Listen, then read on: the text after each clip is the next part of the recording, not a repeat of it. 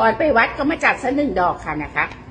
3 ตัวนี้เลยนะคะเริ่มจากรอบดวงตาค่ะนะคะใช้วัสลีนประมาณนี้เลยค่ะถ้านี้จะนวดรอบดวงตานะคะนี่จะนวดทั้งหน้าเลยนะคะนวดทั้งคอทั้งหน้าเลยค่ะเพราะว่าน้ำผึ้งมันจะช่วยให้เขาเรียกอะไรอักเสบผิวอะค่ะผิวริ้วรอยอะค่ะนะคะนี่ก็จะน้ำผึ้งแท้นะคะประมาณนี้เลยนะคะประมาณนี้เลยแล้ววอร์มให้เข้ากันค่ะนะคะวอร์มให้เข้ากันประมาณนี้แล้วจุดไหนที่เราจะนวดจุดไหนที่มีปัญหาจุดนี้นะคะจุดนี้พี่นิดมีปัญหารอบดวงตานะคะพี่นิดไม่เหนียวเลยไปสวดมนต์ไม่เหนียวค่ะก็เราไว้ให้มันเหนียวมันก็จะไม่เหนียวค่ะนะคะดันร่อง11ค่ะนะคะขยี้ร่อง11นะคะ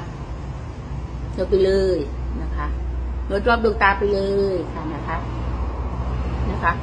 ประมาณนี้เลยค่ะนะคะถ้ากลัวมันเหนียวนะคะให้ทาแป้งฝุ่นทับลงไปค่ะนะคะ